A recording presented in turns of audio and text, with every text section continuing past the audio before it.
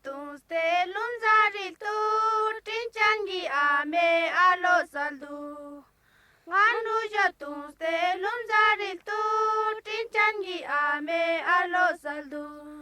Lusa trangi las kyo barzachi ngami chit ame skutin mise. Lusa trangi las kyo barzachi ngami chit ame skutin mise. La la la la la la la la la la la la la. दरियाए Sindh के किनारे लेह से श्रीनगर जाने वाली सड़क पर ये एक छोटा सा कस्बा है न्यूरला, और न्यूरला में स्कूल की लद्दाखी लड़कियां एक गीत गा रही हैं, माँ का गीत। लेह से अब मेरा सफ़र नीचे की जानिब है। इस सफ़र के रास्ते मैंने तय नहीं किए, दरिया ने मुकर्रर किए हैं। जहाँ जहाँ ये सिंध ले जाएगा मैं वहाँ वहाँ जाऊँगा। लेह से हमारा छोटा सा काफिला चला। मेरे साथ सिरिंग अंगमू थीं, जो इस इलाके के बच्चे बच्चे से वाकिफ़ हैं, और लेह के सुपरिंटेंडेंट पुलिस हसन खान साहब थे, जो इस खित्ते के चप्पे चप्पे को जानते हैं। ऐसे रहबर हों तो रहजन का खटका नहीं रहता। हमारी गाड़ी लेह को श्रीनगर से मिलाने वाली सड़क पर दौड़ रही थी, बल्कि यूं कहिए कि उतर रही थी। 450 किलोमीटर से ज़्यादा लंबी ये सड़क सिर्फ गर्मियों में 3 महीनों के लिए खुलती है, वरना रास्ते में जोजिला का दर्रा है जो बर्फ़ से ढका रहता है। लेकिन जो ही खुलता है, इधर की खलकत उधर, और उधर या लद्दाख वालों की ज़बान में नीचे की खलकत इधर उमड़ पड़ती है। और फिर राह में पड़ने वाले ये सारे गांव, ये सारे कस्बे, इनकी दुकानें, चाय खाने, होटल और रेस्टोरेंट, ये सब जाग उठते हैं, और गुजरते हुए मुसाफिर और काले गोरे सयाह इतना कुछ दे जाते हैं कि ये लोग साल के बाकी 8-9 महीने आराम से खाते हैं। हम जैसे ही लेह से चले और सड़क और दरिया के साथ साथ नीचे उतरने लगे, हवा का दबाव बढ़ने लगा, हवा में ऑक्सीजन बढ़ने लगी और सांस लेने में आसानी होने लगी। वरना लेह में तो ये हाल था कि 10 कदम चले या 4 सीढ़ियाँ चढ़े तो हाँफने लगे। एक रात होटल के कमरे में अंधेरा बहुत था।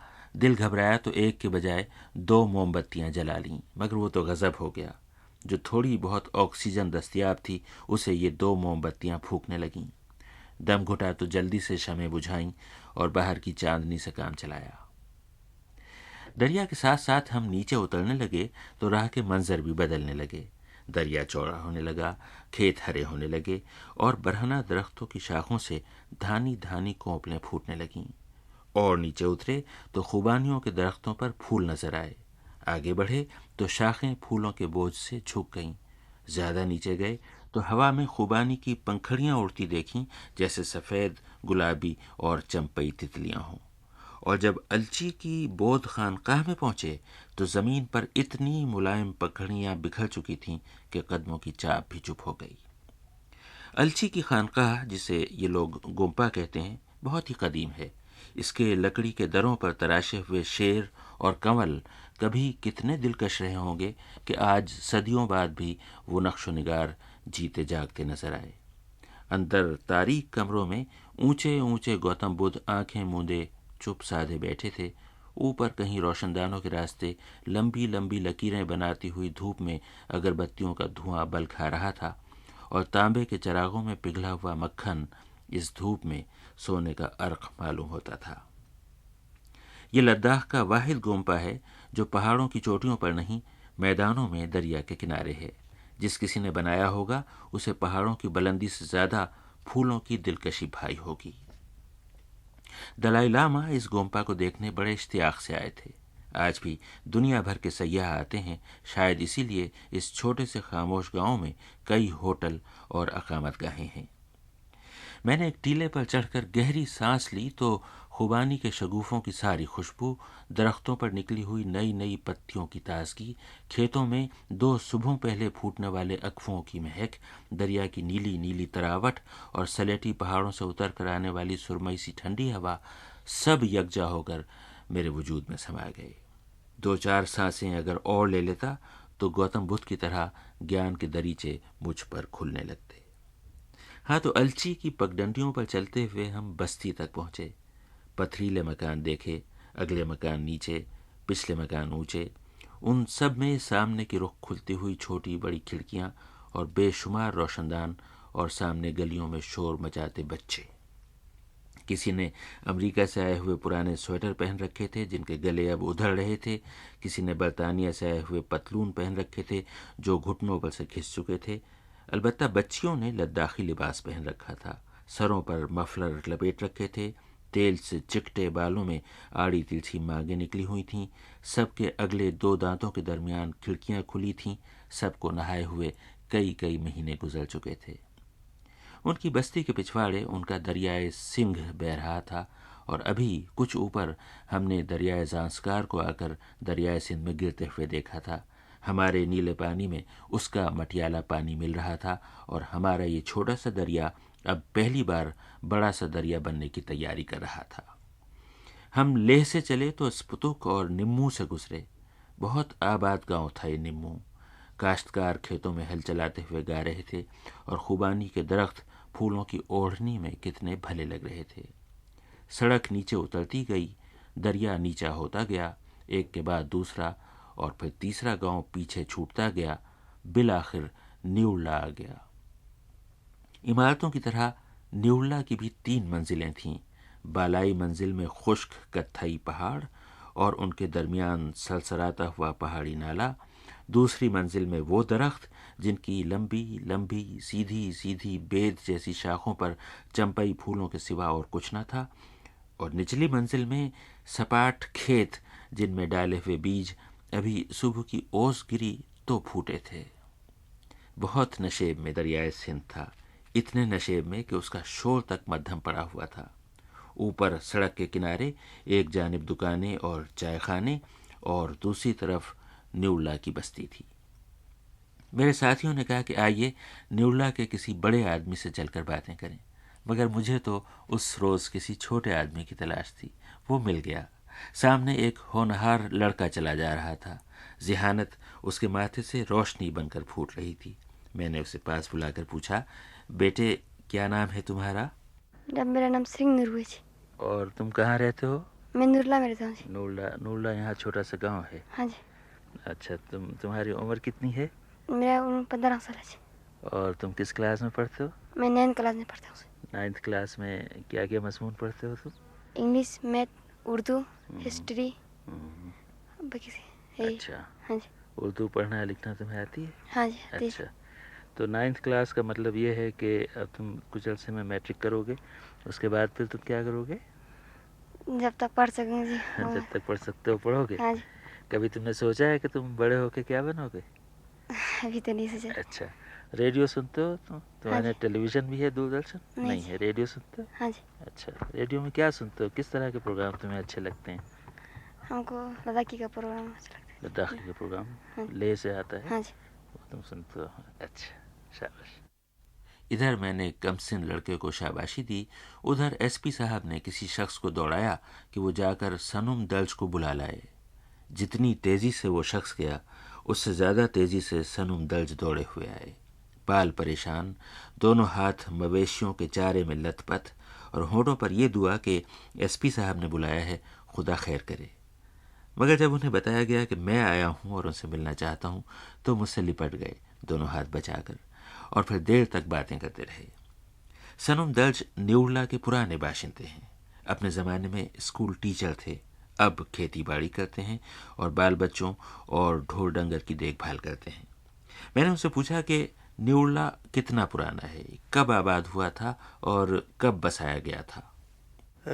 تقریباً وزیر زراور سے پہلے کی بات ہے صاحب۔ تو مہاراجہ لداخ کے زمانے کا مطلب ہوا صاحب یہ پرانا ہی گاؤں سمجھا جائے گا۔ تو کچھ آپ کو پتہ ہے اس لفظ کا کیا مطلب ہے نورلا؟ نورلا جو ہے نا صاحب، دراصل یہ انگریزی اور اردو میں نورلا نہیں لکھ سکتا، دراصل نور نہیں صاحب، نیور ہے۔ اچھا، نیور کا مطلب ہوتا ہے صاحب، نیور کا مطلب لفظی معنی جو ہے ہوتا ہے لداخی زبان میں جلدی۔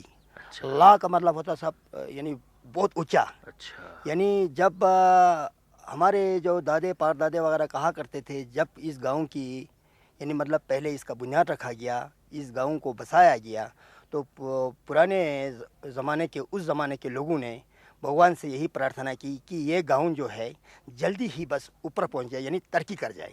تو نیور لا ہے صاحب۔ नूरला नहीं है साहब, न्यूरला है। ये बताइए कि ये दुआ कबूल हुई? तो मैं समझता हूँ साहब किसी हद तक, यानी बहुत हद तक कबूल हुआ है साहब। आपके गांव ने तरक्की की है? बिल्कुल सर। आपने अपने बचपन में भी देखा होगा और अब देख रहे हैं, क्या तरक्की हुई है यहाँ? तो तरक्की तो साहब यानी मतलब 1947 से पहले और आज का ज़रा मुकाबला किया जाए, तरक्की तो बहुत हुई है साहब। तालीम में, सेहत में, तो खेती बाड़ी में, प्लांटेशन में, यानी हर बातों में। लेकिन जितनी तरक्की हुई है सब, तरक्की के साथ साथ लोगों में जो रूहानी शांति थी पहले, वो रूहानी शांति मुझे दिखाई नहीं देती साहब इस वक्त। क्यों? क्या अब क्या हो गया है?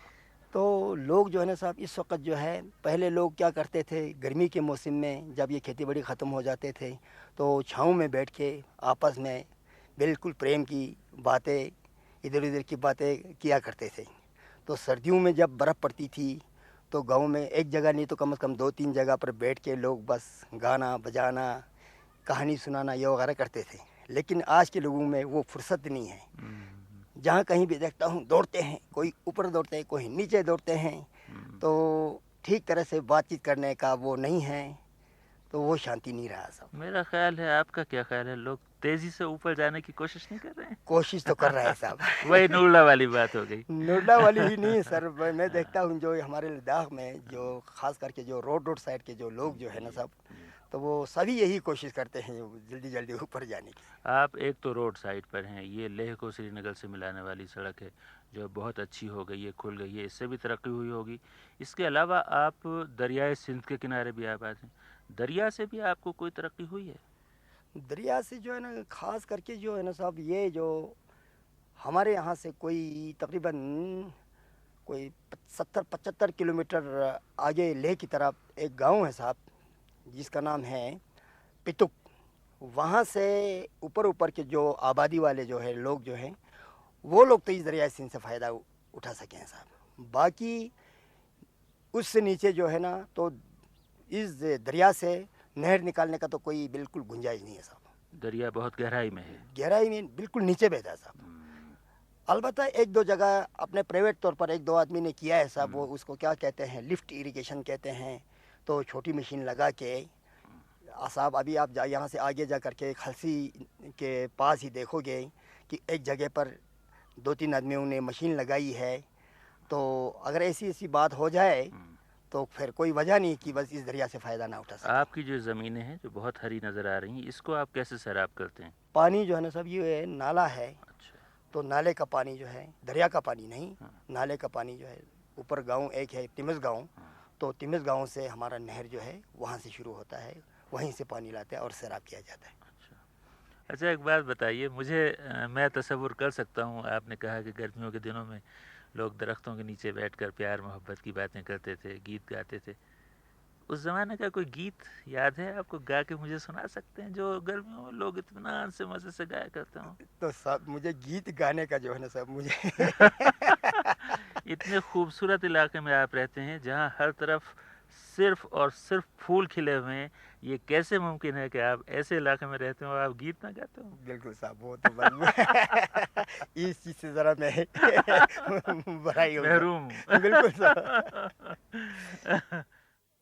हम लोग हंसे तो शाखों से पंखड़ियाँ गिरने लगीं, फ़ज़ा में रंग भरे तो खुद मेरा जी चाहा कि ज़ोर ज़ोर से गाऊं। करीब खड़ा हुआ एक लद्दाखी नौजवान भी शायद मेरा जैसा था, कहने लगा, साहब मैं आपको न्यूरला का गीत सुनाऊं? सारा मजमा बोला, हाँ सुनाओ सुनाओ।